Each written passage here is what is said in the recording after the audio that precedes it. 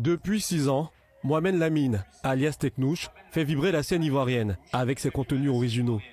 Chaque projet lui coûte en moyenne 300 000 francs CFA, souvent soutenu par des partenariats, mais sans une monétisation stable, la continuité de son travail reste un vrai défi. Demain, il advienne que, voilà, un créateur de contenu n'est plus de partenariat, etc. C'est mort, hein, parce qu'on n'a pas la monétisation. On n'a pas la monétisation. Voilà. Donc, actuellement, ce qu'on souhaite, c'est que voilà, la monétisation soit effective ici, comme ça l'est dans d'autres pays, dans d'autres continents, genre comme aux États-Unis ou bien en Amérique ou bien en Europe.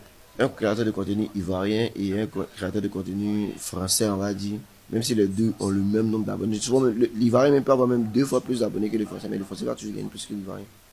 Face aux difficultés des artistes et créateurs à générer des revenus décents sur les plateformes numériques, le gouvernement ivoirien a lancé sous l'impulsion de la ministre de la Culture Françoise Remarque un processus de concertation à la ACA pour créer un mécanisme efficace de monétisation des contenus culturels en ligne.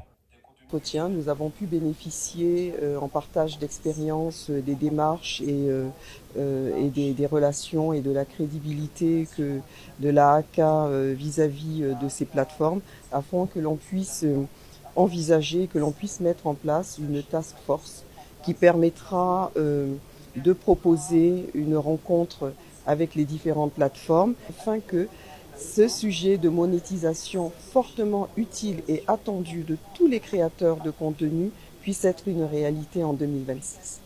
Pendant plus d'une heure, sous la présidence de Maître René Bourgoin à la ACA, les participants ont décortiqué les défis de la rémunération des œuvres sur les plateformes numériques, mettant en lumière les enjeux cruciaux pour les créateurs. Cela nécessitera beaucoup d'efforts, mais je ne doute pas qu'avec l'aide du ministère de la Culture et d'autres ministères intéressés par le sujet, que nous puissions aboutir à un résultat très probant cette année. La monétisation des contenus promet de donner un véritable souffle à la créativité ivoirienne. Elle encouragera l'innovation, assurera une meilleure rémunération des créateurs et contribuera à faire émerger une scène artistique dynamique, capable de rayonner à l'international. À l'issue des discussions, la décision a été prise de créer rapidement un groupe de travail réunissant toutes les parties prenantes.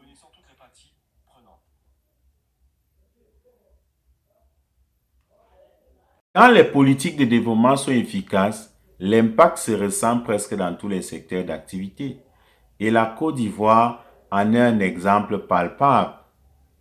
On voit les programmes de développement lancés presque dans tous les domaines d'activité dans ce pays et on voit l'évolution de tous ces projets-là.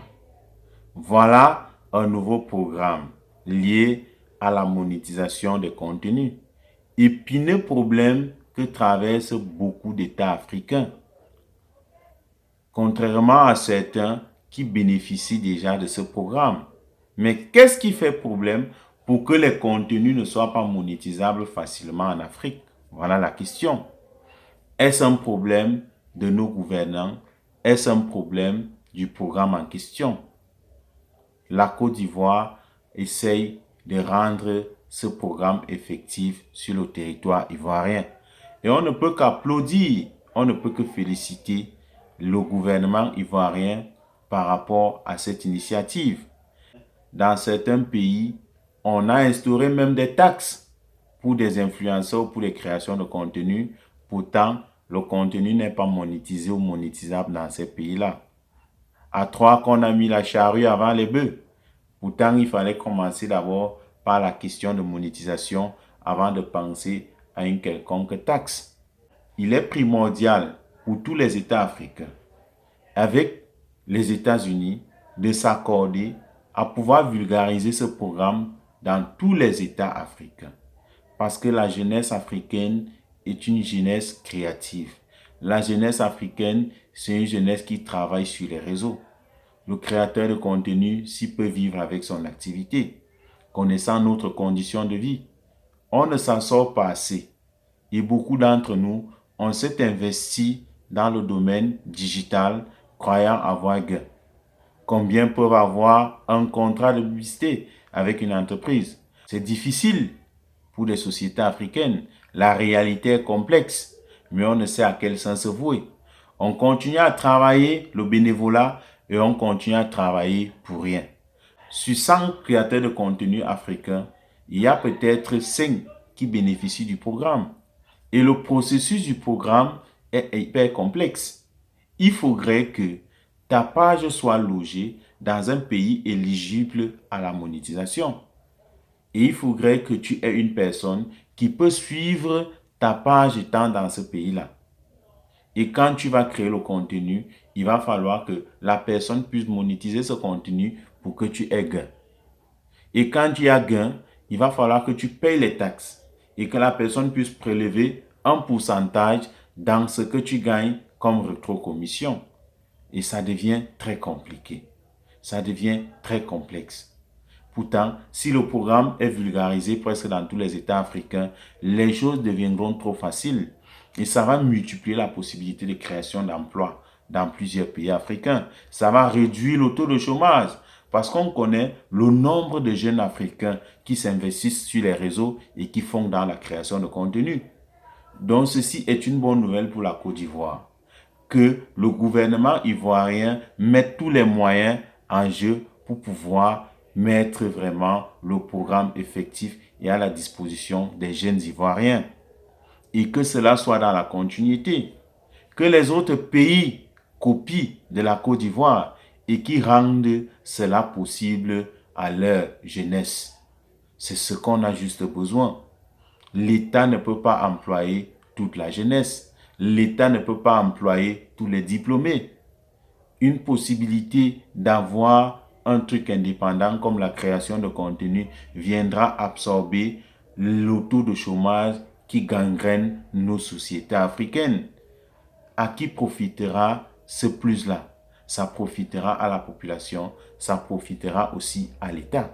Il va falloir juste que les États africains coordonnent et encadrent ce secteur d'activité en mettant des politiques de suivi, des politiques éducatives, des politiques de contrôle pour éviter des excès, pour éviter que les jeunes s'exposent, pour éviter les dérapages. Parce qu'on connaît les dérives des réseaux sociaux en Afrique, l'impact que ça soit positivement, mais plus négativement. Parce que les réseaux sociaux, à un moment donné, sont devenus comme un opium. La jeunesse ne se contrôle plus quand celui-là a son téléphone ou son smartphone. Les choses vont un peu dans tous les sens. Les sujets sont abordés sans tabou. Les jeunes sont dans un laisser-aller qui les fait croire que derrière une caméra, tout est permis. Et ça, chacun doit avoir le devoir et la responsabilité de coordonner le secteur d'activité en question. C'est un secteur prometteur, c'est un secteur d'avenir. Et on voit, comme il était en train de dire dans la vidéo, entre un jeune qui produit le contenu en France et celui-là qui produit en Côte d'Ivoire. Même en termes d'abonnés, et que celui qui est en Côte d'Ivoire a plus d'abonnés que celui de la France.